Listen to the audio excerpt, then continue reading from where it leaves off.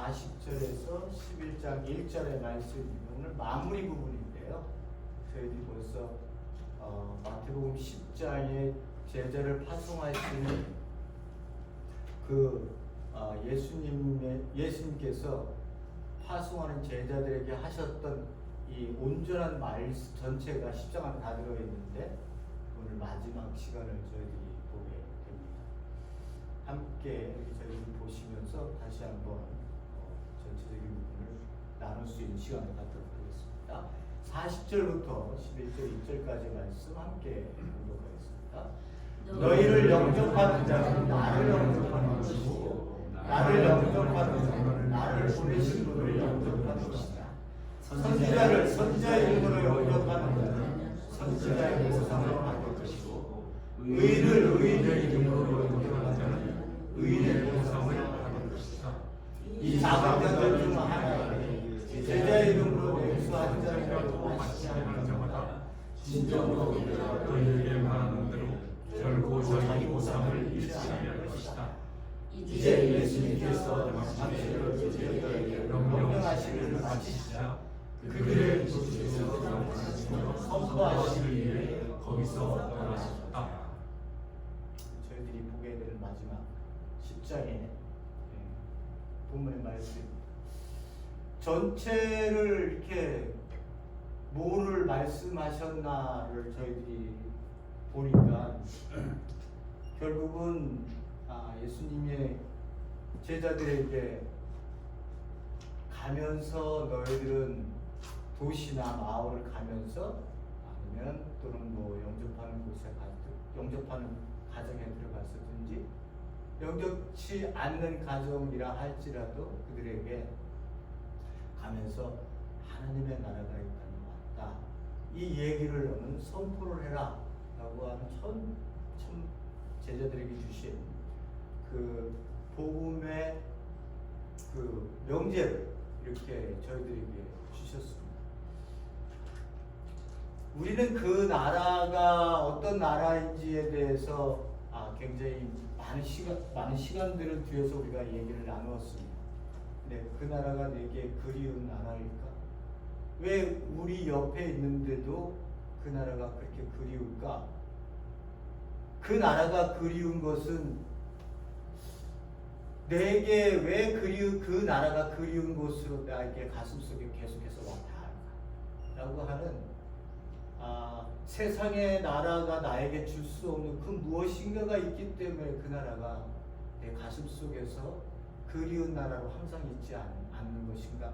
있지 않을까 하는 생각을 했습니다. 그래서 제목을 내 그리운 나라 이런 또 노래를 부른 분도 계십니다만 내 그리운 나라를 저희들이 다시 한번 생각하시면서 하나님의 깊은 그 경륜의 역사가 이 그리운 나라로 우리가 모두 가게 되는 그러한 마지막 부분까지 오늘 말씀을 보도록 하겠습니다.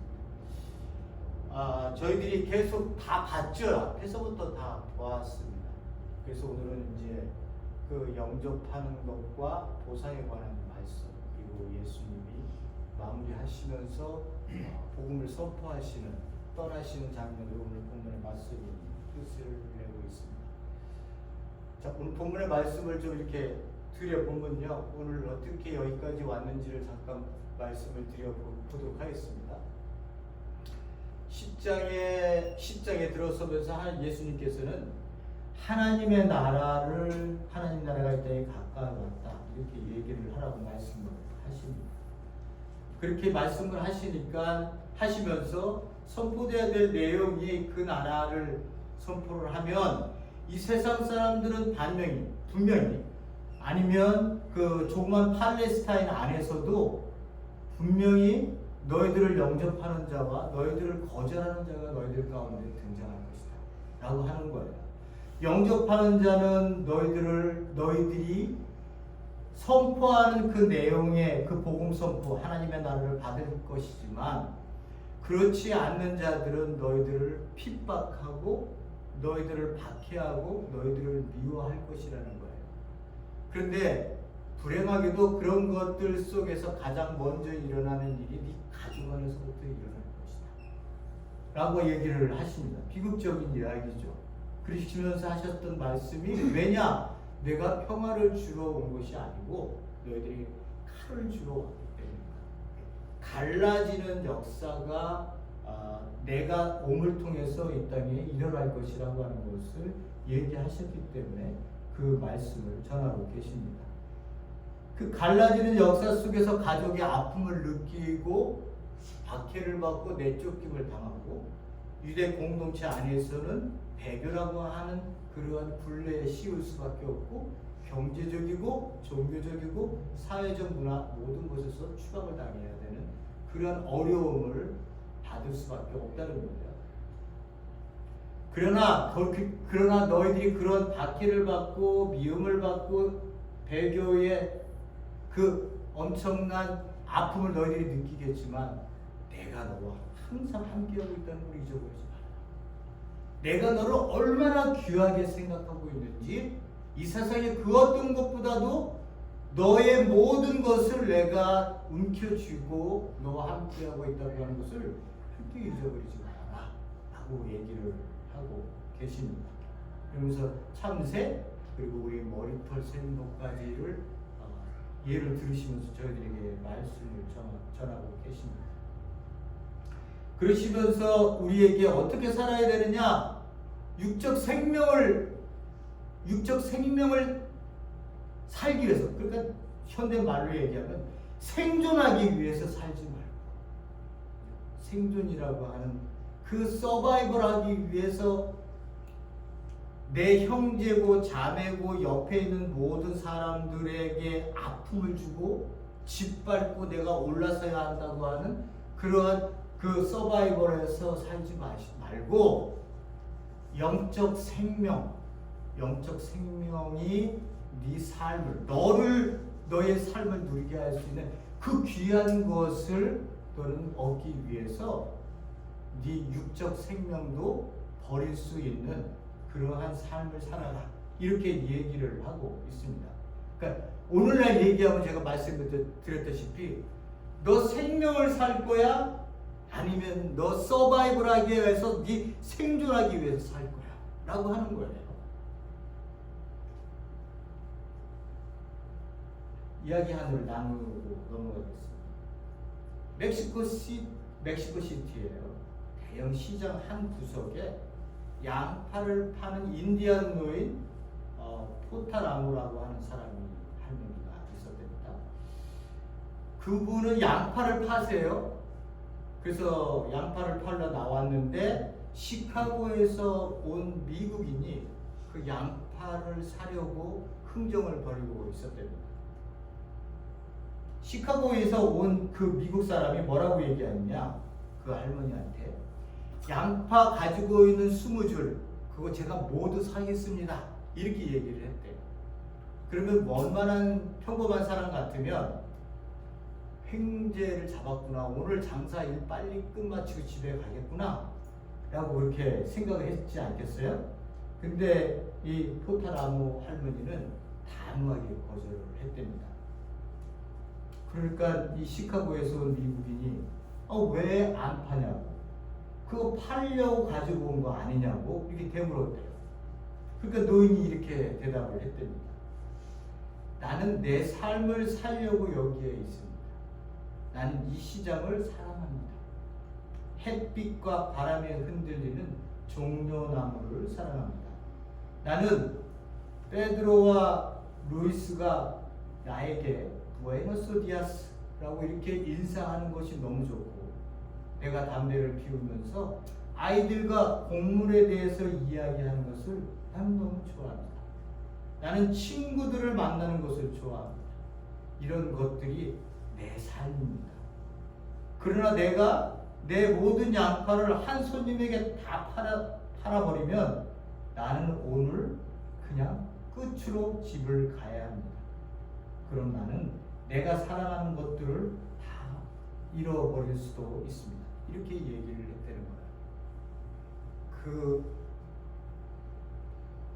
여기서 나오는 이 노인은 삶이 무엇인지를 아시는 거죠. 그죠? 삶이 무엇인지를 아시는 거예요. 우리는 이 땅에 살기 위해서 얼마나 서바이벌 하기 위해서 뭐 스펙도 쌓아야 되고 좋은 대학 나온 것 이런 모든 것들이 나에게 스펙이 돼서 좋은 곳에 취직하고 그래서 좋은 것을 가져서 좋은 그 차와 집과 명성과 권력과 뭐 이런 것들을 갖기 위해서 수많은 사람들이 끊임없이 앞을 향해 달려가고 있는데 이 노인은 그 양파를 팔고 20개 양파를 팔고 집으로 가면 그냥 그 돈 갖고 있다고 팔았다고 횡재했다고 좋아할 수 있는 그 사고 의식이 아니라 삶의 자리 한순간순간들을 즐기며 살아가고 있는 이 삶은 우리 현대인에게 던져지는 의미가 굉장히 크다는 거죠. 하나님의 나라? 왜 이 나라가 그리워요? 이 나라가 뭘 나에게 뭐 해주었다. 그런데 세상 나라에서 지금까지 살아왔던 그 나라가 나에게 이 그리운 하나님의 나라와 비교되어지면 이 예수님께서 이 땅에 오셔서 왜 이 나라를 나에게 선포하셔서 그 나라로 들어오게 하시는지를 알 수 있다는 거예요. 제가 우리 그 앞에 보면 감나무가 있잖아요. 그 나무 이렇게 감나무가 두 그루가 있고 잔디가 있고요. 그 나무들이 많았어요. 그리고 얼마나 더웠어요. 더우니까 제가 이렇게 보면은 꽃들도 시들어 있고 뭐 막 저기 막 땅도 이렇게 막 갈라져 있고 그래요. 물을 자주 제가 막 하루도 안 빠져서 안 주면 안 되는데 계속 그렇게 하는 날이 좀 적으니까 물 주는 날이. 그런데요, 제가 제 자신을 보고 깜짝 놀랐던 게 뭐냐면 제가 수도를 딱 틀어서 물을 딱 나오잖아요. 그러면 이거를 어디다 갖다 대느냐? 감나무에다가 먼저 줘요. 감나무 두 그루인데다 감나무 열심히 주고 있어요. 열심히. 네? 그리고 난 다음에 뭐 조금 그 나무 대충 뭐 이렇게 하고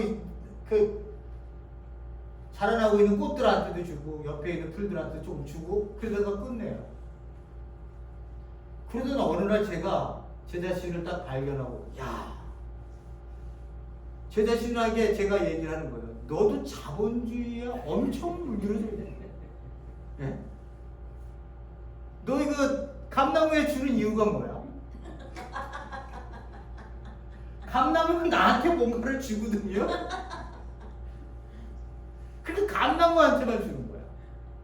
그러면 그 옆에 있던 꽃들이나 나무들이 바닥에 그냥 하얘 물을 안 줘갖고요. 근데 저 감나무는 거기 이렇게 우타를 쳐고 물이 철철 넘쳐서 흘러. 제가 꽃들한테 미안하다. 그다음부터는 제가 열심히 미안해. 내가 너희들을 그러니까 제가 그걸 보면서 어떻게 생각했겠어요? 제가 그렇게 살아왔기 때문에 이 세상 속에서 제가 그 자본주의라고 하는 그 물질에 물들여서 내가 이득이 되지 않는 거는 안 하려고 했던 거예요. 내가 왜 대학에 다녔을까?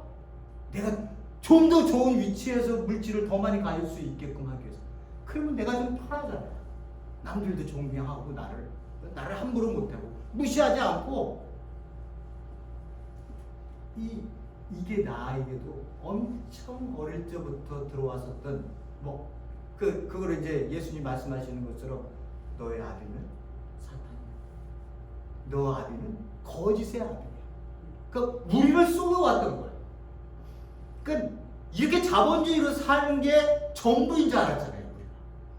그랬는데 하나님의 나라를 알고 보니까 그게 죽음으로 가는 길이었고 그게 얼마나 나의 생명을 파괴하는 길이며 얼마나 너를 내 이용의 가치로밖에 만나지 않았었다. 네? 그러한 그 세상 나라 속에서 내가 허덕이면서 그게 전부인 줄 알았던 그 삶을 살았던 것이 얼마나 후회스러웠어요. 그죠? 하나님의 나라를 알고 난 이후에. 근데 하나님의 나라를 알고 난 이후에는 그렇게 살면 안 되지. 그 메마른 삶을 내가 왜 또 살아야 돼? 이제 거기에 우리가 이제 전부 그리운 이 하나님의 나라가, 하나님의 통치가 내 옆에 나를 붙들고 계시고, 나를 그 세상에 돈을 조금 줬느냐 안 줬느냐. 그러니까 제가 말씀을 계속 드립니다만은, 교회에 나와서 돈을, 내가 사업이 잘 되고 내 자식이 잘 되고 내 건강이 좋아, 이런 것을 내가 세상 사람들처럼 원하는 것을 내가 지금 받으려고 우리가 교회에 나오지 않았다는 것이 분명하게 내게, 선명하게 내게 느껴지고, 그 하나님의 나라가 귀에서 끌어안고 나는 죽고 싶어요, 나는 이거 놓을 수 없어요 라고 이렇게 살아가는 사람이라면,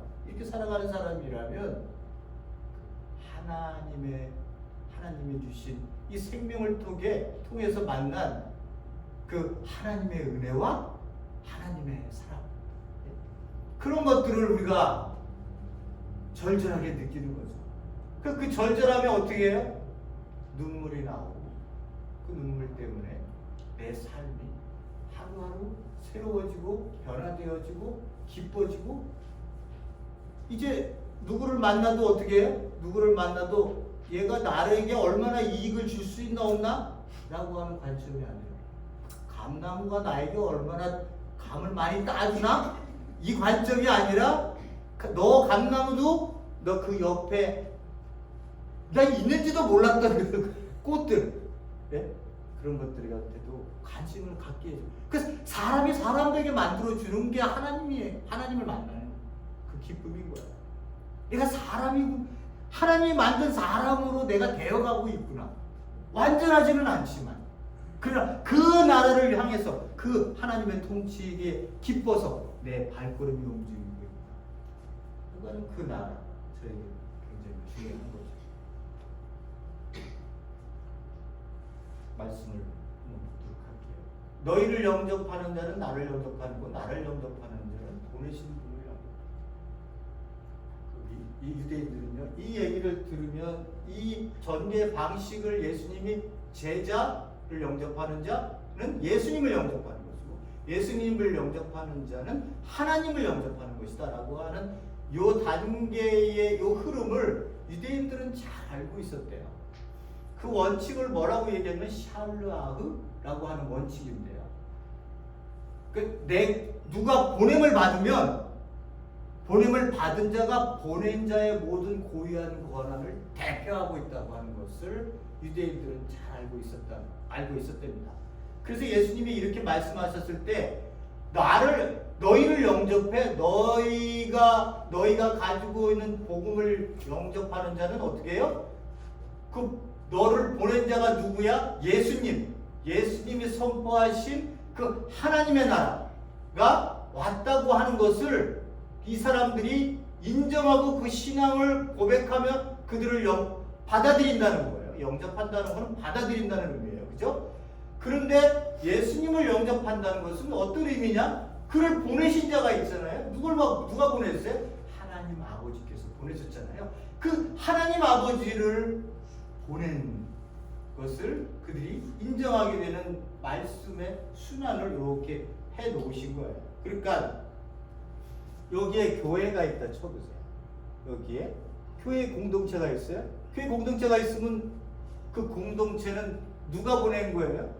예수님을 따르는 공동체예요. 그죠? 그 예수님을 따르는 공동체는 그 하나님 아버지를 따르는 공동체일 수밖에 없어요. 그러니까 이 엄청난 고리가, 이 연결고리가 우리는 그냥 제가 말씀드립니다만은 그냥 신앙생활 교회나 다 열심히 다니고 그러다 보면 내가 죽을 때 돼서 하나님 나를 천국에 데리고 가는 이런 게 아니라, 이런 관계가, 내가 하나님의 예수를 그리스도를 따르는 제자라면 그 제자의 삶이 어떻게 보여줘야 되는 거예요? 예수님이 가셨던 그 길을 나를 통해 볼 수 있어야 돼요. 교회를 통해 볼 수 있어야 돼요. 그러면 이 하나님이 말씀하셨던 그 말씀들이 진리구나라고 하는 것을 알 수 있어져야 하는 관계 속에 우리가 끊어질 수 없는 관계 속에 관계가 잘 맺혀져 있다는 거예요. 그러니까 교회 하나 세웠다고 중요한 게 아니라 교회가 어떤 모습을 보이느냐가 예수가 어떻게 살았느냐를 볼 수 있는 그러한 굉장히 중요한 위치에 지금 우리가 십자가를 세우고 있는 겁니다. 이런 부분들을 제자들이 예수님의 말씀을 통해서 알게 되는 거죠.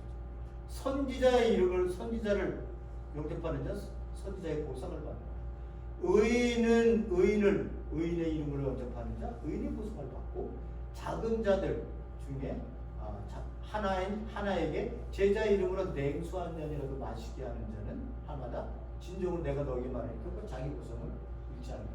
보상을 받는다. 그죠? 그러니까 우리 여기 작은 자는요 항상 예수님이 얘기했을 때 이 작은 자는요 항상 제자들을 얘기해요. 이 작은 제자들은요 사회로부터 당시 공동체로부터 그 누구의 보호를 받지 못했던 존재들이에요. 항상 위험에 처해져 있는 존재들이 이 작은 자들이었어요. 그래서 예수님이 항상 작은 자들 이렇게 얘기할 때는 제자들을 얘기하는데 이 제자들은 예수님을 따르는 자들을 얘기하는 것이고 이들은 누구로부터 보호받지 못하고 오로지 하늘만 쳐다보고 하나님의 보호를 바라야 되는 자들이 바로 이 자들이었어요. 이 자들의 모습들이 어떻게 나타나느냐? 선지자의 모습으로 등장을 해요. 그래서 마태복음 7장에 보면 거짓 선지자가 너희들 가운데 나타날 것이라고 얘기하잖아요. 그를 따라서는 안 된다. 양의 탈을 쓰고 그들은 늑대다. 이런 얘기할 때 진짜 선지자는 의인의 모습, 그 제자의 모습으로. 근데 제자가 어떻게 해요? 이 선지자의 모습으로 등장할 것이고 의인은 마태복음 25장에 나오는 것처럼 의인은 어디에요? 오른쪽이에요.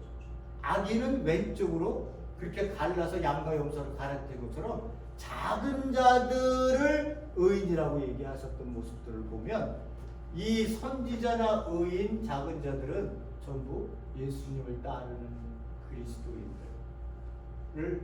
이렇게 보여주는 그러한 모습이다 이라고 생각하시면 돼요. 그들에게 뭘 준다고요? 보상을 하십니다. 보상을 하신다 그러면 우리가 생각하고 뭘 보상을 하실까? 그렇게 생각하면 하나님이 나 이제 예수님을 믿었으니까 뭔가 대단한 세상 속에서의 그 추구하는 것들을 나에게 주시겠지. 그래서 그것을 열심히 기도하고 그것을 열심히 바라고 그것에 대해서 열심히 열망을 펼지만 예수님이 얘기하는 이 보상이라고 하는 것은 저번 시간에 봤던 것처럼 네가 서바이벌하기 위해서 살면 너는 영적 생명을 잃어버려. 그러나 네가 네 육적 생명을 버리면 뭐를 얻어요? 영적 생명을 얻어. 그게 보상인 거예요. 그게 보상인 거예요. 그걸 마태복음 25장에서는 뭐라고 얘기해요? 마태복음 25장 준비되어진 날 네가 이 상을 받게 될 거야. 그리고 영원한 생명, 영생을 너는 갖게 될 거야. 라고 하는 이 보상의 상이 그렇게 주어진다는 거야. 세상적인 것을 주어주겠다고 얘기하지 않습니다. 우리가 이런 것들을 잘 이해를 하셔서 예수님이나 하나님, 예수님을 보내신 하나님 아버지의 그 관점은 항상 영원한 것에 가치를 두시지 이 세상 속에서 우리가 얻고자 하는 그 나를 조금 편하게 하게 할 수 있는 그런 것들의 관점이 예수님이나 보내신 하나님은 우리에게 보여주고 있지 않습니다. 자, 보세요. 당신 12제자에게 명령을 마치시고 그들의 도시에서 가르치며 선포하시기 위해 거기를 떠나셨다.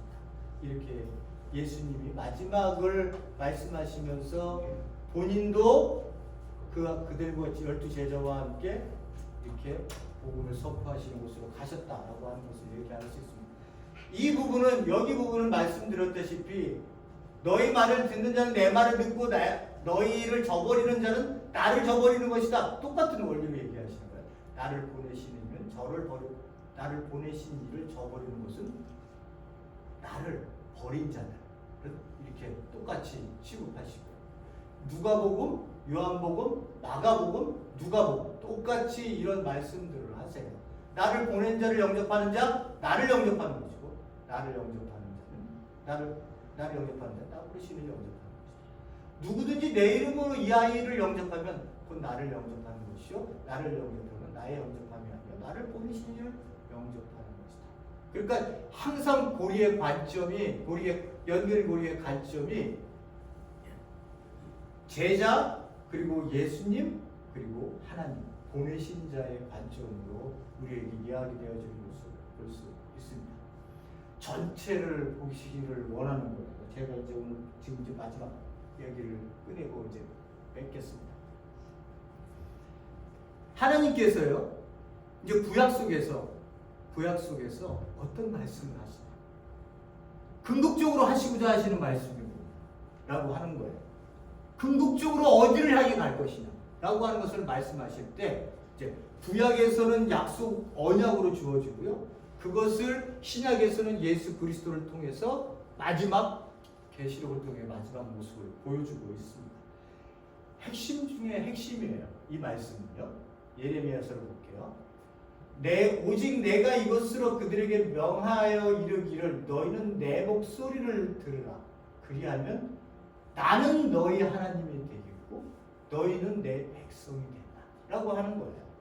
이 약속을 주시는 거예요. 하나님께서 나는 너의 하나님이 될 거고 너는 내 백성이 되게 할 거야. 그러니까 인간의 노력으로 내가 열심히 하나님을 믿어야지 그런다고 되는 게 아니라 아버지의 주권적인 역사를 통해서 그 나라를 반드시, 그 말씀의 언약을 반드시 내가 이루겠다는 거예요. 그래서 너희들은 내가 명한 모든 길을 행해라. 그리하면 너 복 받는다. 이렇게 얘기하시는 거예요. 복 받는다. 그러면 유대인들이 생각하기를, 복을 받는다는 거는, 말씀을 지켜서 이렇게 복을 받으면 1세기 당시에요. 예수님 당시에 복을 받는다는 의미는 그 사람들은 현세에서 잘 사는 거, 그리고 죽어서 내가 의인으로 하나님 나라에 들어가는 것, 이렇게 딱 두 가지를 생각을 하셨어요. 1세기에요. 구약에서도 이렇게 복을 받는다 얘기하면 그들이, 그래서 그들의 그 신앙관에 보면 복 받은 자는 하나님이 그들을 의인으로 여겼기 때문에 그들에게 복을 주신다고 생각하셨던 거예요. 핵심은 뭐예요? 내가 너의 하나님이 되고 너는 내 백성이 된다. 예레미야 31장에도 내가 이스라엘의 모든 가족의 하나님이 되고 그들은 내 백성이 될 것이다. 라는 거예요. 에스겔서에서도 37장에서 뭐라고 말씀하시냐? 나는 그들의 하나님이 되고 그들은 내 백성이 될 것이다. 이게 이 구약의 나는 너의 하나님이 되고 너는 내 백성이 될 거야. 그러면 다 사실은 그렇게 만들어지면 다 끝나는 것인데 이것을 언약으로 주어진 거예요. 이렇게 하시겠다는 거예요. 그럼 이렇게 하시는데 어떻게 하실 거야? 그죠? 그게 바로 하나님의 나라예요. 그게 하나님의 나라를 이 땅에 등장시킴을 통해, 시작하심을 통해 메시아가 하나님의 나라를 이 땅에 등장하심을 통해서 내가 너희들에게 약속했었던 내가 너의 하나님이 되고 너는 내 백성이 될 거야 라고 하는 아버지와 나와의 관계, 아들과 나의 관계, 왕과 그 백성의 관계로 우리를 부르셔서 나는 너의 하나님이 되고 너는 내 백성이 되는 거야, 내 통치에 들어오는 거야 라고 하는 이 하나님의 나라를 예수님이 오셔서 중간에 그 역사의 전환점으로 완전히 뒤집어 놓으시는 거야. 완전히 뒤집어 놓으시는 거야. 그러니까 예수님이 오시지 않았다. 그가 오시지 않고, 유대인들은 아직도 메시아를 기다리잖아요. 그죠? 메시아를 기다려요. 근데 이 하나님의 나라를 예수님이 가져오셨기 때문에 이 역사 속에서 하나님이 내가 너희들이 하나님이 되고 너는 너희들은 내 백성이 될 거라고 하는 이 언약을 이스라엘 백성들이 끊임없이 기다리면서 500년을 짓밟히는데 하늘을 쳐다보면서 언제요 이렇게 얘기했었던 게 이 말씀들 아니에요. 그 얘기는 뭐냐면 하나님이 오셔서 하시겠다는 얘기였거든요. 근데 역사의 중간에 2000년 전에 누가 오셨어요? 하나님이 보내신 메시아 인자가 오셔서는 그 나라를 내가 지금 시작한다. 그러니 그 나라 안으로 들어오는 자들은 하나님의 백성이 되는 거고, 너희들은 내가 너희들의 하나님이 되어서 너희들과 함께 할 거야. 너는 내 백성이야 라고 하는 거를 인치는 작업을 시작을 하시는 거예요. 이 나라를 선포하심을 통해. 그래서 그 선포하신 이 하나님의 나라를 통해 완성되어질 그 나라를 향해 지금 이 나라가 가고 있는 거예요. 어떻게 되기 위해서요? 계시록 21장에 새하늘과 새 땅이 그들에게 펼쳐지는 이 모습, 하나님이 저희와 함께 거하시니 저희는 하나님의 백성이 되고 하나님은 친히 저희와 함께 계셔서 이 땅에서 하나님의 나라의 백성으로 살았던 그 모든 그 하나님의 예수 그리스도를 따랐던 자녀들, 생존을 위해서 살지 않고 하나님께서 이 땅에 보내신 예수 그리스도가 나를 위해 죽으셔서 나에게 준 새로운 생명의 가치를 알고 그 나라의 백성의 가치를 알아서 그 가치 있는 것이 무엇인지를 알고 끊임없이 붙들고 하나님 안에서 목말라하며 그리워했었던 그 나라를 붙들었던 사람들의 마지막 완성을 이렇게 마지막에 보여주시면서요, 내가 너희들이 흘렸던 그 눈물 모두를 내가 닦아주시겠다 라고 하는 약속으로 이게 끝이 나는 거예요. 그러니까 하나님이 이렇게 약속을 하셨는데 이게 안 이루어졌어. 그리고 누가 하겠다는 거야? 아직도 유대인들은 기다리고 있잖아요. 그죠? 이 나라가 오기를 기다리는 거 아니에요. 이 나라가 오기를. 근데 우리는 그 나라가 예수 그리스도를 통해서 이 땅에 시작하셔서 지금 그 나라 안으로 백성들이 들어오고 그 백성이 들어온 이 사람들이 얼마나 복되고 행복하며 기뻐하는지 그 생명을 누리면서 사는 그 삶. 내가 왜 하나님 나라에 들어오면 기뻐요? 왜 내가 하나님의 통치를 받으면 기뻐요? 네? 새로운 생명을 얻었기 때문에. 새로운 생명을 얻었기 때문에. 그래서 이제는 더 이상 서바이벌을 살고 싶지 않아요. 그 나라에 완성되어진 이 나라를 그리워하면서 지금도 살고 있는, 완성되어진 그 나라. 우리 교회가 지금 그 길을 향해서 모든 교회들이 발걸음을 옮기고 있는 거예요. 앞에서 보셨듯이 우리가 잘못 보여지면 예수 그리스도가 욕을 먹어요. 그렇잖아요. 내가 예수를 믿는다고 예수님을 따른다고 생각했는데 더 욕심쟁이야. 더 욕심쟁이야. 제가 감나무에 물을 줄 때 제가 나를 보면서 이런 욕심쟁이, 아유 이 자본주의적 사고의식 이거 어떻게 다 그렇게 됐니? 이렇게 내 자신을 볼 수 있게끔 해준 게 누구예요? 하나님. 내가 그런 놈이라는 것을 볼 수 있게끔 해준 게 예수님이라고. 왜? 새로운 생명을 갖지 않았으면 그건 못 봐요. 당연하다고 생각했을 거예요. 당연하다고. 나한테 내가 줬으니까 너 나한테도 줘. 기부한 테이크를 항상 생각했을 거예요. 그러면서 우리가 살았을 거라고요. 이 세상 속에서. 근데 이제는 그렇지 않고 나로 하여금 나의 그런 모습들이 보여질 때마다, 만본주의적 사고의식이 나에게 보여질 때마다 나로 하여금 새로운 생명을 가진 사람은 그렇게 사는 게 아니야 라고 하는 것으로 나를 가르치시고 말씀으로 나로 묵상하게 하시고 깨닫게 하시니까 그런 것들을 하나씩 걷어내며 내가 완성되어진 그 나라의 사역으로 동참하는 것으로 나를 붙드시는 거예요.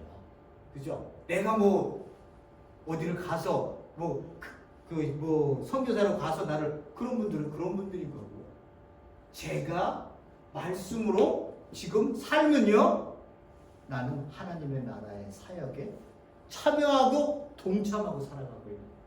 가정에서, 직장에서, 사회 그 어느 곳에서도 내가 지금 아버지의 뜻대로 그 말씀대로 살기를 원하는, 저희들이 지금 그 나라에 시작되어진 그 나라에 지금 참여하고 계시는 거예요. 참여하고 계시는 거예요.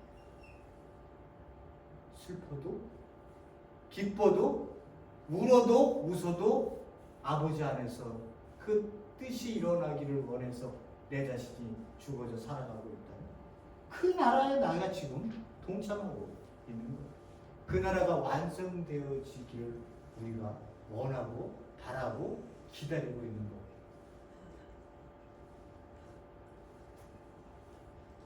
그 그리운 나라가 우리 앞에 펼쳐지기를, 아니 내일이라도 오시면 얼마나 좋겠어. 모레라도 나오시면 얼마나 좋겠어. 보여지는 것은 하품뿐인데 세상에 보여지는 것. 그래서 우리가 하나님, 거기 계시록 맨 마지막에 또 그렇게 나오잖아요. 주여 어서 오시옵소서. 그냥 오시옵소서. 그러니까 뭐 나만 구원받으면 되니까 오시옵소서, 그런 의미 아니잖아요. 이 세상에 모든 피조물이 지금 신음하고 있어요. 하나님 어서 오셔서 이 피조물의 신음을 중단시켜 주시고, 당신이 원하시는 당신의 통치가, 사랑의 통치가 만만 편만해지는, 물이 바다를 덮은 같이, 물이 바다를 덮은 같이 여호와의 영광이 온 땅에 펼쳐지는 그 나라가 되어지기를, 우리가 그 나라를 그리워하면서 살아야 되지 않나, 저는 그렇게 생각을 합니다. 네. 예수님이 주신 이 하나님의 나라가 알아도 되고 몰라도 되는 그런 나라가 아니라, 내가 이미 그 나라에 발을 디뎌서 그 나라에 참여한 사역의 한 사람으로 이 땅에 살고 있다는 그 의식을 가지시고, 우리 교회가, 우리 여러분 한 사람 한 사람들이 하나님 앞에서 자기의 신앙의 발걸음을 걸어갈 수 있는 귀한 존재들이 되시기를 예수님으로 축원드립니다. 고맙고 감사하신 하나님 아버지, 하나님, 제가 제 자신의 모습을 보면 너무나 자본주의적 사고의식 속에서, 만문주의적 사고의식 속에서 자라왔다는 것이 문득 나타납니다. 그게 너무 싫고, 그 모습을 내가 남에게 보여서 예수님이 욕될까봐, 하나님이 욕될까봐 두렵습니다. 그래서 오늘도 끊임없이 그 그리운 나라를 가슴에 안고 이렇게 살아가며 하나님 안에서 무릎을 꿇고 당신이 원하시는 삶에 항상 마음을 두고 살기를 원합니다. 부족해서 쓰러질 때도 많지만 아버지는 그런 것에 대해서 관여치 않으시고, 10번 넘어져도 11번 일어날 수 있으니 내가 너와 함께하고 있으니 참된 생명이 무엇인지를 나와 함께 누려보지 않겠냐고 끊임없이 사랑으로 나를 초청하시는 그 부르심을 우리 사랑하는 성도님들과 함께 매일매일 들을 수 있으면 얼마나 좋을까 라고 하는 생각을 합니다. 아버지, 우리의 모두의 꿈이 아버지의 꿈이 되게, 아버지가 꿈을 꾸시는 그 꿈에 우리의 꿈도 담겨지게 하시고, 그 그리운 나라에 내 삶이 담겨지게 하셔서 너를 보면 기뻐하고 우리가 되면 행복해하는 그러한 공동체로 우리가 이 땅에 살아갈 수 있게 역사하여 주시옵소서. 예수님 이름으로 기도했습니다. 아멘.